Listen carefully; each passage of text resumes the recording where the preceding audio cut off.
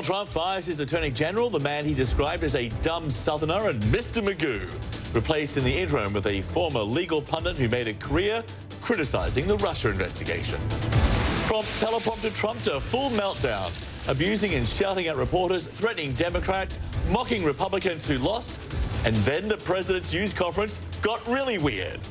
And for the first time, more than 100 women are heading to Congress in a midterm election which saw a stunning number of firsts across the political spectrum. Hello, everybody. Great to have you with us wherever you are around the world. I'm John Bors. You're watching CNN Newsroom.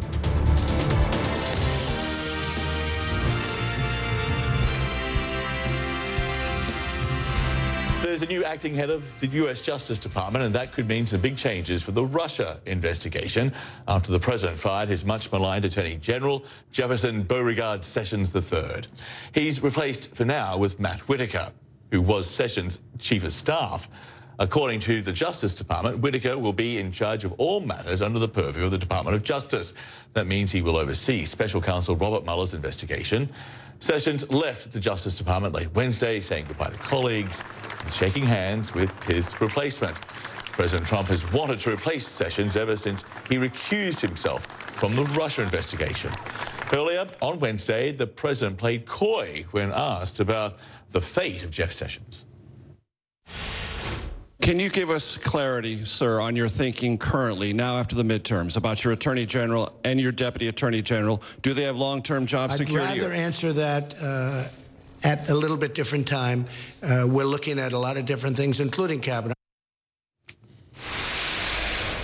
Joining me now from Los Angeles, former Assistant U.S. Attorney David Katz. David, thank you for being with us.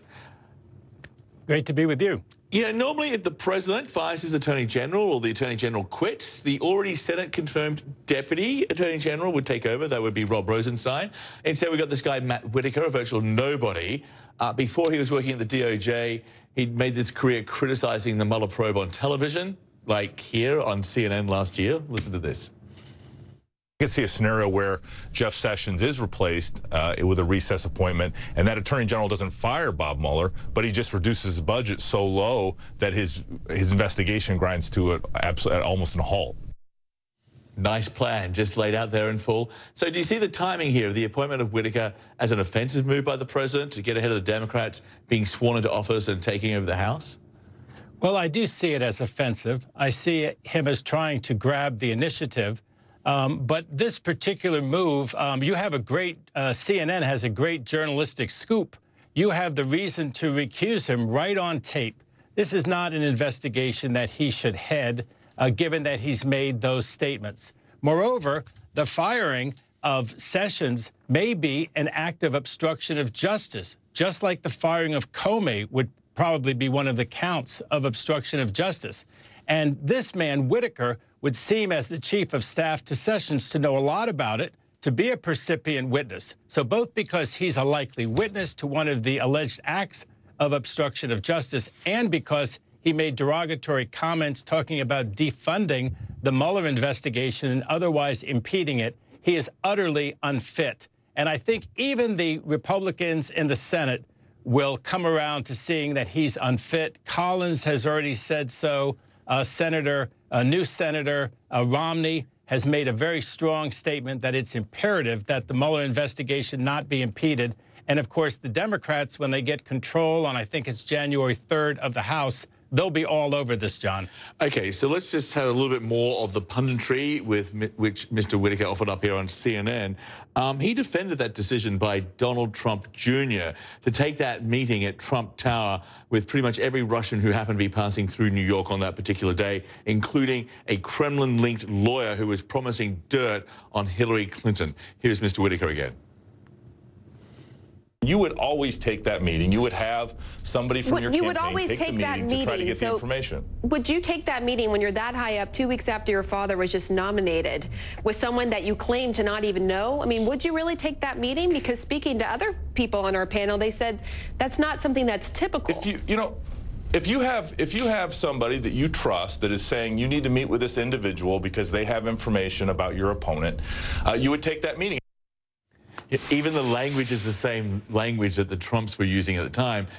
And the Trump Tower meeting is believed to be a focal point of the Mueller investigation.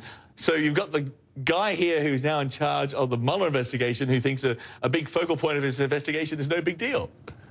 Well, it's absolutely clear under American campaign finance law that you cannot take money or even in-kind help from a foreign power. Donald Trump Jr. knew that this meeting was going to be with a foreign power. Why do we know that? We know because he received an email which said, you're going to get help from the Russian government. We have dirt on Hillary Clinton. He said in email response, Donald Trump Jr. did, let's have the meeting. If you have what you say you have, that would be great. And one of the great things about the House and the rule of law, now that the House is Democratic, is they're actually going to subpoena people like Don Trump Jr. They're going to subpoena people like Kushner, who were at that meeting, and not take the answer, oh, well, I'd like to answer off the record. I'd like to answer somewhere else. I'd like to not provide documents. They'll have the power to subpoena documents from people like Don Trump Jr., like Kushner, the son-in-law, and they'll also demand that they come to public hearings. I expect there's going to be a House hearing with both Kushner and with Trump Jr. In the coming year. So, David, given what we've heard, basically we've heard Whitaker outlining a plan to essentially not end the Mueller investigation, but strangle it of resources, making it ineffective. We then heard him saying that a key focal point of the Mueller investigation is no big deal. Wouldn't the Department of Justice then be offering up advice to this incoming acting head, saying, much like they did for Sessions, you need to recuse yourself from all things Russia, and that's what Sessions did. But Whitaker is probably unlikely to do that. What are the implications if he doesn't follow that advice? Whitaker seems very unlikely to do that. With all due respect, it seems like that's exactly why Trump picked him, because I have a lot of differences on policy with Sessions. He was kind of a type of a hanging judge, a hanging attorney general, always wanting the maximum sentence and the maximum charges from prosecutors. He was anti-immigrant. He was anti our marijuana laws here in California. But he was an honorable man. He recused himself. And after he threw himself at Donald Trump during the campaign, how did the honeymoon end? The honeymoon ended because Sessions did have the respect for the law to not allow political interference. He did not charge Hillary Clinton with the far right demanding that Hillary Clinton be investigated a year and a half after the campaign. And he did have a fair recusal, which left Rosenstein, the deputy attorney general, to handle the matter. If sanity prevails, if the rule of law prevails in this country, Rosenstein will continue to manage the investigation, not strangle the investigation of resources, not cripple it by underfunding it, also not tell Mueller, you can't do this and you can't do that. Mueller will make a very good record, and history will know what this man Whitaker tells Mueller to do. It won't be hidden for all time. It will be known, and Whitaker needs to think about that before he does something with Mueller. On top of that, let me mention one last thing, the report. The report is a critical thing. Mueller is going to make a report, and with the Republicans in charge of everything, there was a fear that that report would get deep-sixed, buried, no action would be taken. Now that report will be disclosed. It won't be sealed. If they try to seal it, the Democratic House, come January, will make sure it gets unsealed and the public knows what is in the Mueller report and what Mueller found out.